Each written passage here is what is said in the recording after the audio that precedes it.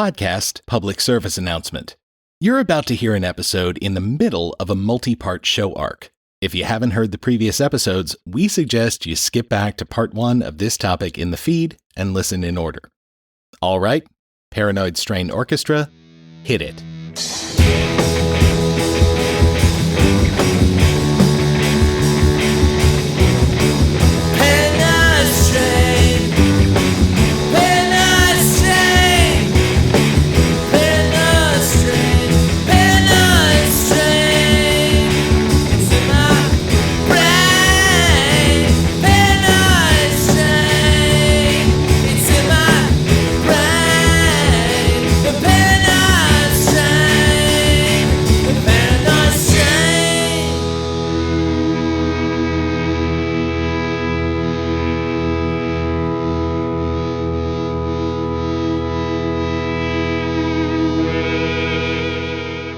Hi there, you're knee-deep in the Paranoid Strain. As always, we're eager to introduce new listeners to this here podcast, which comes out every couple of weeks in digestible, bite-sized chunks and seeks to explain in miniature why so many people you might encounter in your humdrum workaday life believe super weird conspiracy bullshit. The Voltron-esque secret, though, is that each of these chunks is actually a small part of a larger, multi-hour construct by which we attempt to tell as complete a story as possible about a large-scale conspiracy theory that has real impact on the world that all of us share. For example, in 2021, we spent a huge amount of time delineating the real history of secret societies, while also rhetorically hacking through the thicket of bullshit that has surrounded, for example, the actual, super interesting stories of the Knights Templar, the Rosicrucians, and the Illuminati. Thanks to the miracles of modern technology, this whole series is just waiting for you in the podcast RSS feed. True, you can either imbibe the 22 episodes we originally put out, or mainline the 4-episode, 12-plus hour version that's shared in as big a file size as our podcast provider will allow. Either way, we hope that our efforts will help you understand why your Japanese decluttering expert, your tribe's designated sin eater, and especially the unmentionable filth deity, Claudimbora Quixalator, the she-giraffe whose young nibble the outer branches of the cosmos, a goddess whose worship has driven thousands of generations into abject madness in the basement, a lunatic hole in the fabric of reality, a wound whose suppurating pus drips into the maw of the insane ibex Exoneration, whose whipping tail in turn mesmerizes the children of Bedlam, sending them writhing into an ecstasy of unholy soul lust.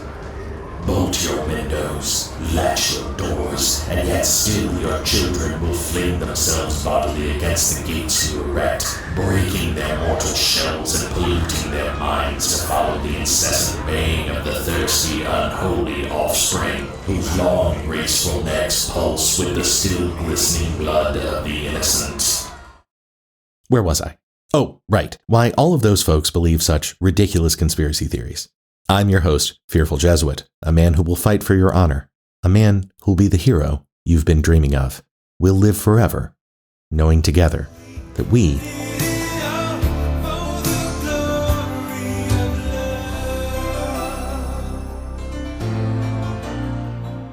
So, taking a year off from these introductions hasn't reined you in, at all. appears not. In any case, new Strainiacs, That's what he's insisting on calling all of you. Please don't blame me. this is your home away from home, a rational island soundproofed against the unceasing drumbeat of conspiracy-friendly unreality you experience in your everyday life. And for the next year or so, we're going to be turning our attention toward the conspiracy theory that seems to command the heights of insanity in our modern world, QAnon. If you're new here, he's actually discussed the basics behind QAnon a number of times in the past. That's right, and while our current topic is going to require us to occasionally retread old ground, we're going to try to avoid wholesale repetition, so we definitely recommend you look back through the feed to find our 2 QAnon episodes, as well as the second of our coronavirus shows. Deals with the QAnon's conspiracy theories surrounding the pandemic. But whether or not you decide to do that preliminary homework, it does make sense for us to briefly establish what QAnon is, why it matters, and why it seems to drive so many folks completely fucking crazy. I don't know about you, but I'm just mad about you. It tells me what to do. I know my life is you. It comes to me in the night and he tells me it's alright. He comes to my bed. So, what the fuck is QAnon? Vice News gives us the basics. Internet's fringiest fringe conspiracy, that elite liberals are running a satanic pedophile ring, has managed to make its way into the center of the national conversation. Q, an unknown person who claims to have top secret government security clearance, leaves cryptic posts with code words and mysterious numbers across the internet, and then says, figure it out. Everyone gets to be the hero, decoding all the new Q drops and comparing notes with their new Q friends. It kind of creates this community effect among believers. And that's why the pandemic was so key, is because people were stuck at home, they couldn't meet people. So they were on Facebook meeting in all these groups of like-minded people, and they felt, oh, QAnon is this community, and they all solved the clues together, and they're in on a secret that no one else knows about. Even when Q drops don't pan out, like in 2017 when Hillary Clinton was not arrested, like Q had said, adherents don't care. Yeah, those are the key points. QAnon is someone or someones who post on the internet sporadically. The poster supposedly has Q-level top secret clearance, which is a real thing. It's a classification code for the Department of Energy. You know, the folks in charge of the nukes. Q's cryptic posts are then interpreted for mouth breathers by a variety of self-styled QAnon gurus, who have in turn built an elaborate conspiracy theory edifice that, as we noted earlier, is so flexible and unmoored from recognizable reality that it's able to simply swallow other conspiracy threads whole. For example, if you go back to the first few episodes of this show, you'll find a multi-part series about sovereign citizens, people who have extremely strange ideas about how the government works and who are most notable for their insistence, often in the face of police, judges, and other authorities who are actively informing them otherwise, that the sovereign word salads they're throwing up like a verbal smokescreen are the real law, and that the sovereign citizen is therefore untouchable. Usually, these confrontations end with the proper authorities ignoring, detaining, or sometimes tasing these goobers, who as a rule learn nothing from having their supposedly foolproof legal theories laughed out of court over and over again. Right. But the reason we bring this up here is that in the weeks after the QAnon-heavy Capitol riot, and as adherents gradually realized that Trump actually was leaving office, Biden and the Democrats weren't being rounded up and executed for their many, many imaginary crimes, etc., some in the broad QAnon community began flailing around for some other conspiracy that would help them re-explain their new and frightening experience in a suddenly Trumpless United States. Which is why Jesuit was just uncomfortably gleeful when he realized that the Q-nuts had started speaking fluent sovereign in the early months of 2021. That's fucking right. As soon as Biden was clearly in charge of the government, Q-goobers immediately turned to sovereign ideas to claim that no, everything was still fine and Trump was still in charge. It's just that now Trump was going to come back later that year and be officially named the 19th president of the United States. Wait, what the fuck is that? Is he coming in a time machine? He was already the 45th president. How is he going to replace, Rutherford B. Hayes? That can't be a real name, can it? It was indeed, but I can easily explain. Trump will be the 19th president because every president after Ulysses S. Grant was not president of the actual United States of America, but rather of a corporate entity that replaced the USA due to the trickery and malfeasance of unnamed congresspeople and international financiers. Jews. You mean Jews. Well, sure, but also maybe the Illuminati. It is my hope that President Trump comes back as the 19th president of the United States under the 1776, and that he is inaugurated on March 4th. That is my hope for our future. Are you going to feel foolish on March 5th when Biden's still president? Then Trump has a different plan in play. Everybody keeps saying Trump has a plan, he has a plan. When he lost the election, they said he has a plan, he's still going to Trump stay that way. didn't lose the election, sir. But he did. Trump did not lose the election, and that's where we differ. Please note that the March 4th date referenced in that clip was March 4th, 2021. Huh. Surprised that lady's ideas didn't come to fruition.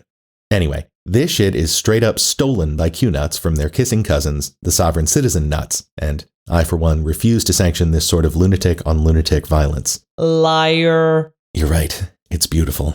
Regardless, Trump is going to right this 150-year wrong any minute now.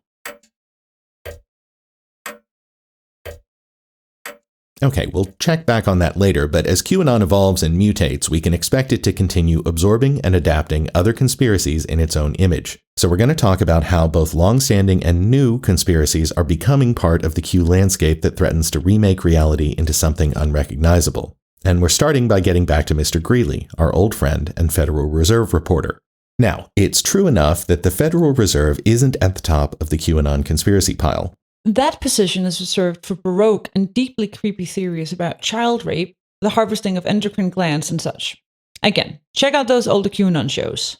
But it is a part of the broad federal government apparatus that they characterize as the deep state, which, of course, is engaged in an epic struggle against Trump and the forces of good as they attempt to expose and punish massive numbers of elite pedophile and child rapists who make up pretty much all of the Democratic and much of the saner Republican Party establishment. Supposedly. And it's not like you have to dig too hard to find a Trump-supporting QAnon theorist who rambles on about the Federal Reserve. Well, if we were really going to get into history and stuff, the implementation of the Federal Reserve and all of that stuff that was done to destroy our country and to put us under debt slavery, Trump is the man. He's going to do it all, and people don't even know it. I think people are going to be able to buy houses. Again, I think people will be out of debt. I really think that that's coming. I think that's why the deep state is so panicked and wants to get rid of Trump, because they hold our debt, and that's how they get rich. And they're like, how dare this guy? How dare this guy remove our debt slaves? Was that Roseanne Barr? The very same, and her bloviating related to Trump's imminent overthrow of the evil deep state Federal Reserve way back in 2020. So now that it's clear both that the Fed is the target of plenty of conspiracy theories, and also that it has a number of blind spots that may contribute to public perception of it as a mysterious, non-transparent institution that isn't concerned with the struggles of everyday Americans, let's learn more about what this thing is, why it was created in the first place, how the conspiracy theorists missed the mark, and what genuine problems their ravings might be obscuring. And he touched me inside. You got nothing to lose, so why not follow you?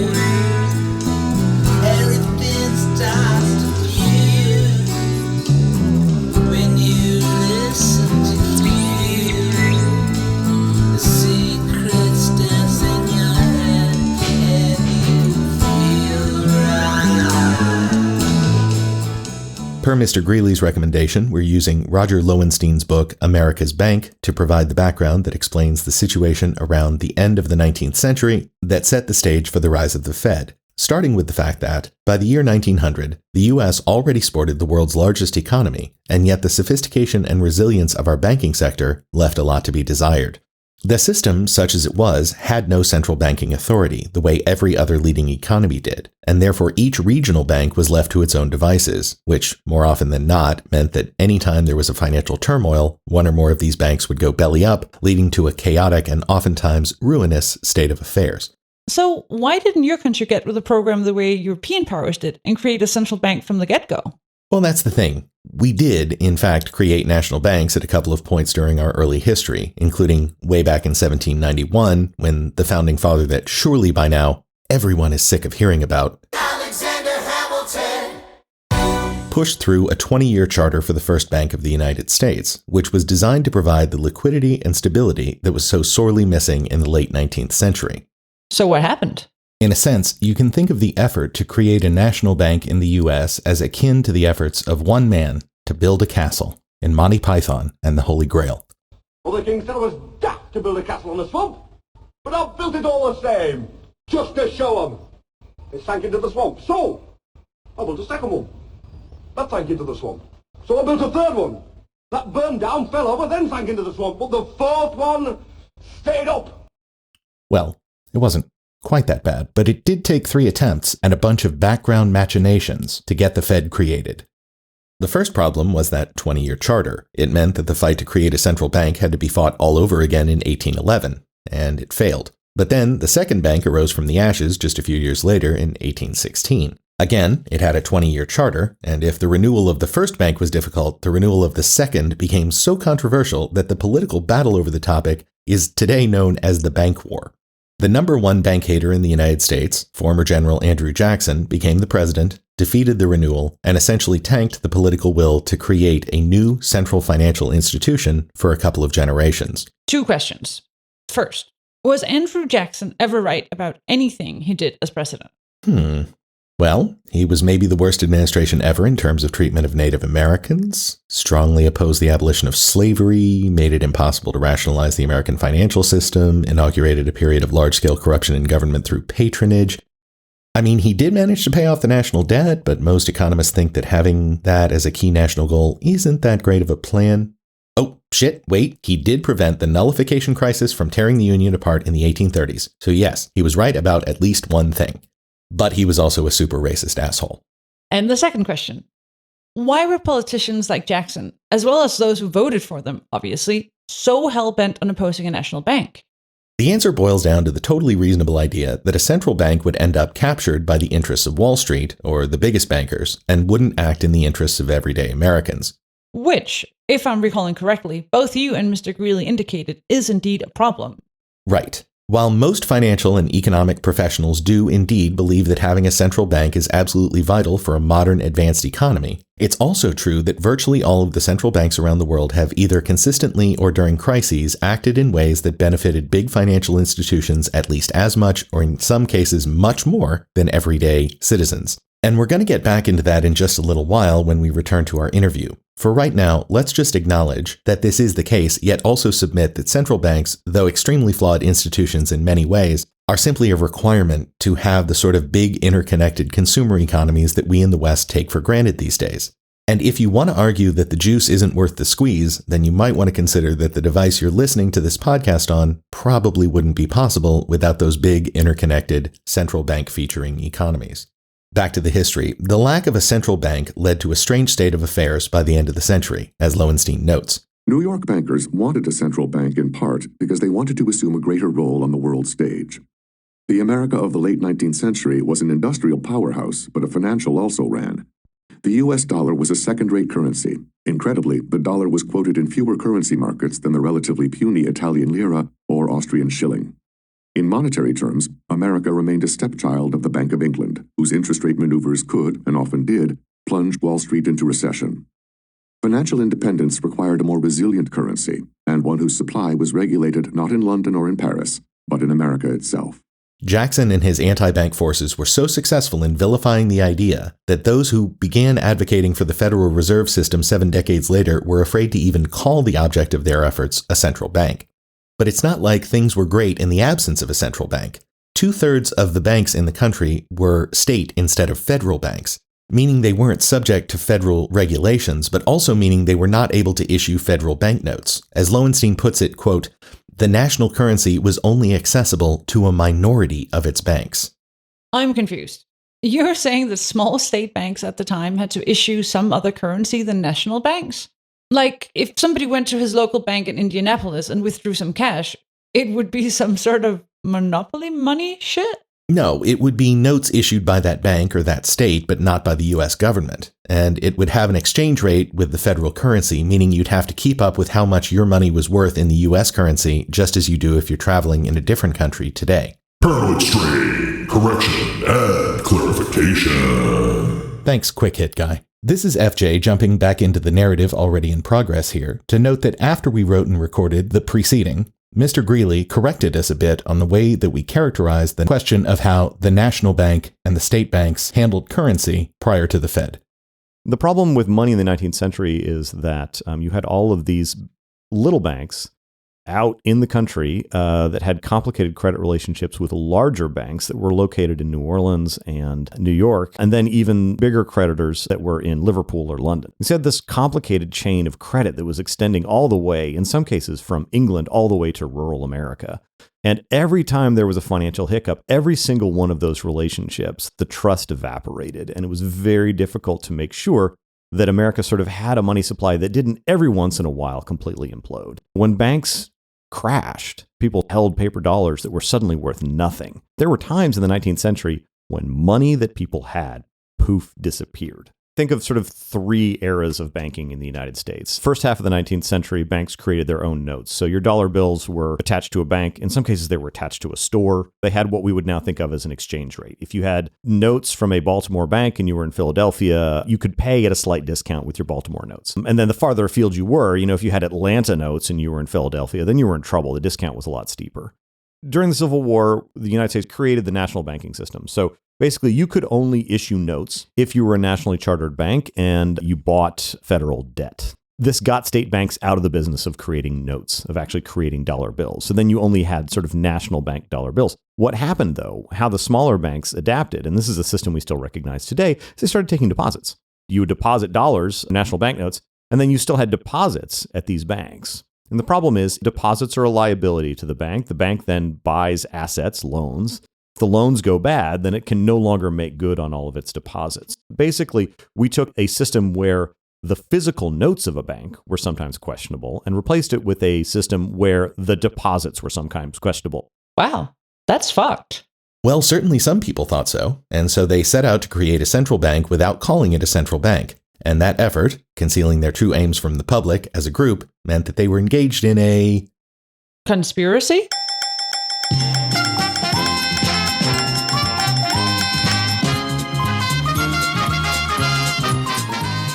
Exactly. Now, is it understandable why they engaged in a conspiracy, given how difficult it was to explain to suspicious everyday Americans at the time why some rationalizing and centralizing of the banking system would be to their benefit? Though, admittedly, even more to the benefit of the bankers who were pushing for the project and concealing their aims? I, for one, can certainly see why they would view skullduggery as their wisest option. But of course, that choice was going to fuel 100 years and counting of outrageous suggestions about the Fed by conspiracy theorists, both raving and non. And however grandiose the raving might get, those theorists would always be able to point back to the documented history of the conspiracy that sought to put a disguised central bank in place as support for their nonsense. The key event that kicked off what culminated in the successful secret push for what came to be known as the Federal Reserve was the Panic of 1907, initiated by the San Francisco earthquake and fire of 1906, and which is nicely explained by this audio clip from NPR's Planet Money series. The U.S. economy falls into a huge recession. Unemployment rockets up. The stock market falls by 50%. And by 1907, banks start shutting down.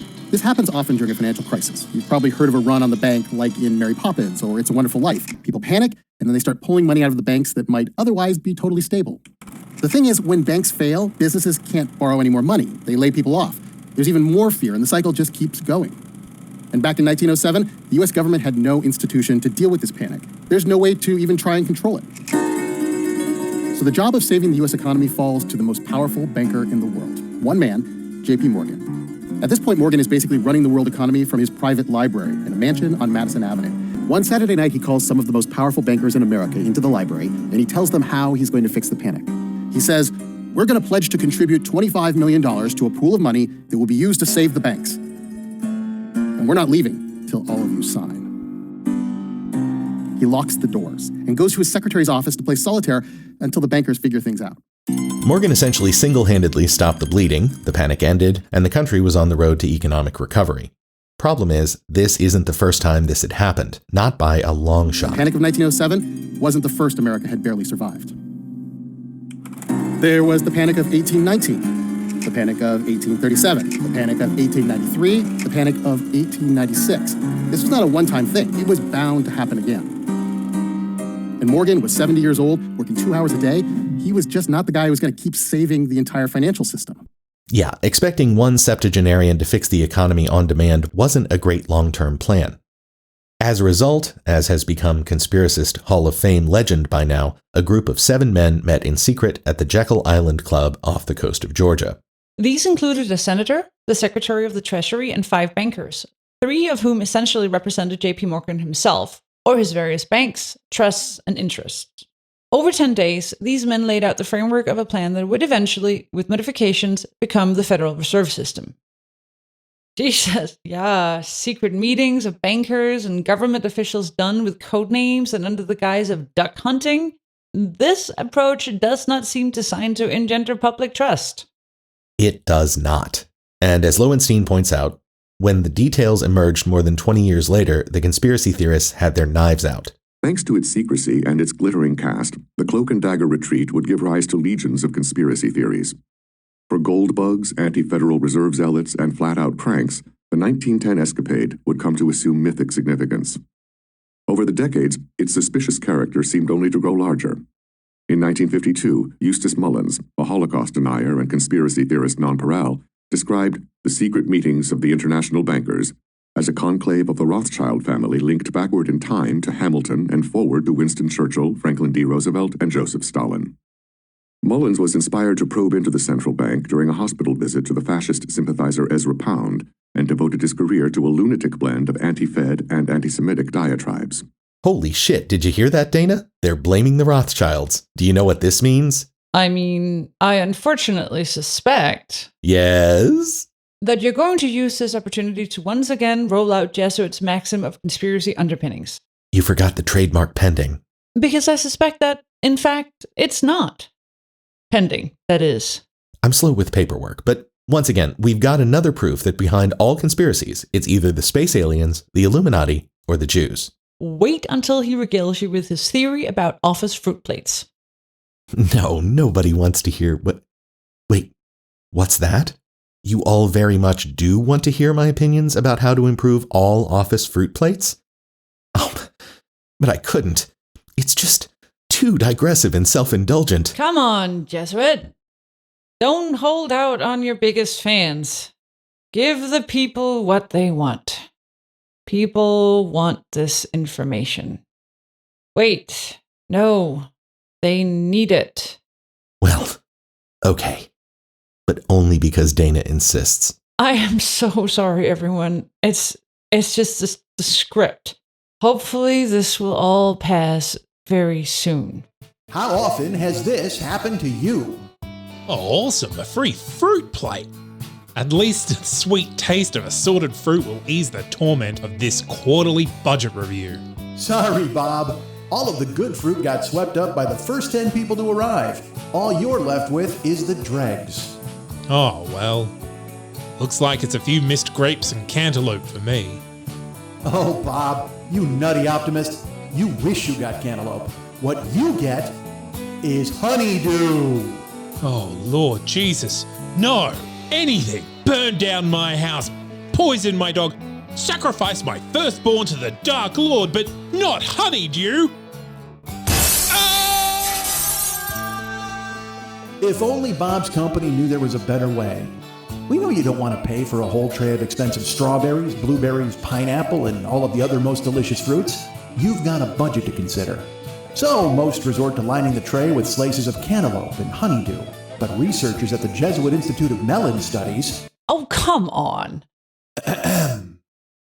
Researchers at the Jesuit Institute of Melon Studies calculated years ago that cantaloupe as a rule costs exactly the same amount as honeydew melon, in spite of the fact that at worst, cantaloupe is pleasant, and at best, honeydew tastes like pencil shavings dipped in sweet and low.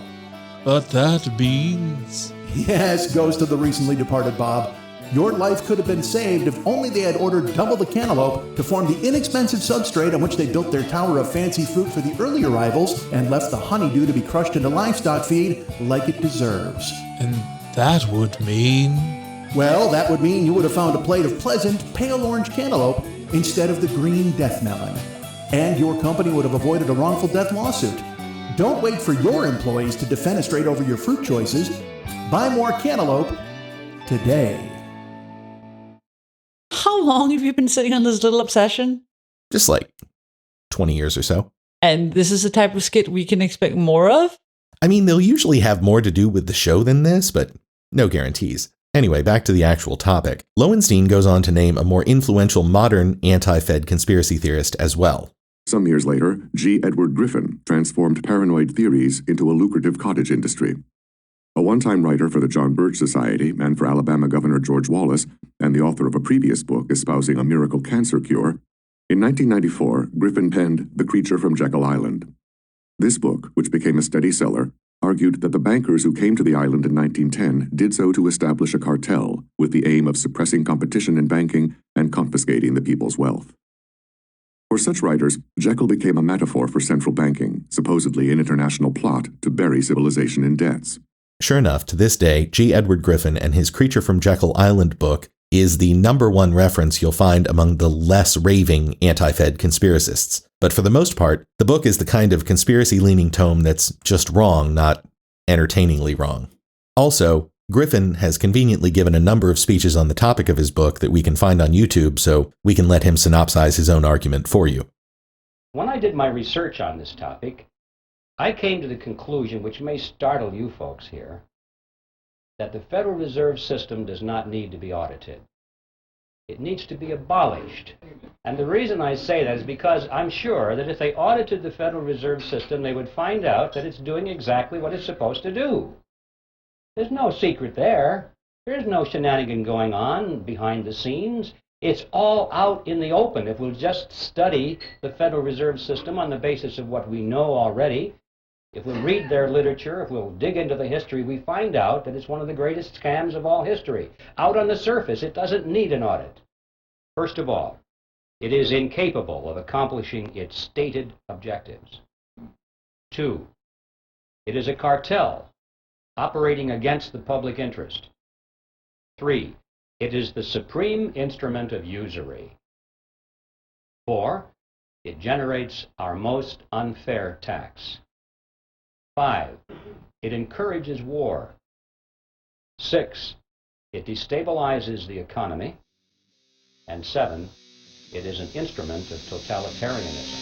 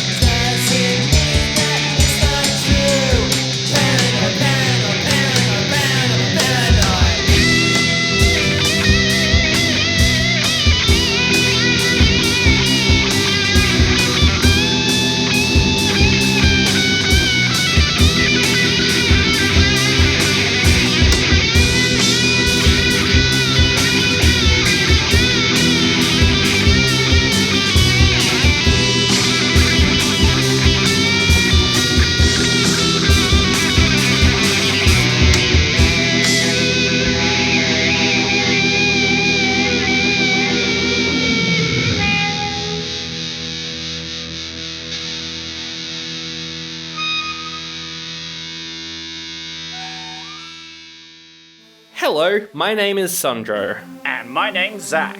We are historians. Well, movie historians. We're not qualified for anything else. Join us on our podcast, Oldie But a Goodie, where for all of 2022, we're reviewing movies from the year 2001. That's right. Every episode, we look at all the movies that came out that week back in 2001. Then we pick one film and we do a full synopsis review. It's oldie but a goodie. Sometimes, most of the time, we find bad movies. It's usually a fun time, but also usually one of us ends up pulling our hair out by the end of the episode. And we have a lot of hair between us. What a selling point for the trailer.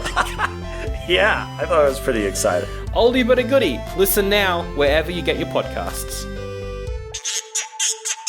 That's Not Canon Productions podcast.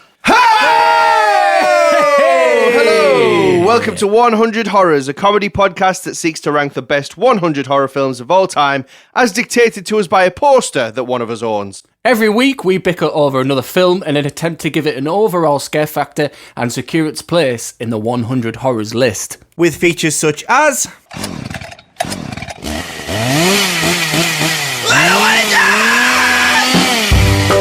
But at least I won't die like that. And... What would you say to them at the funeral? We take a light-hearted approach to horror cinema so that it can be enjoyed by even the most squeamish of listeners. So whether you're the person who's never seen a horror film in their life, or the person who has a tattoo of Leatherface on the right arse cheek, there's something to be enjoyed in every episode of 100 Horrors!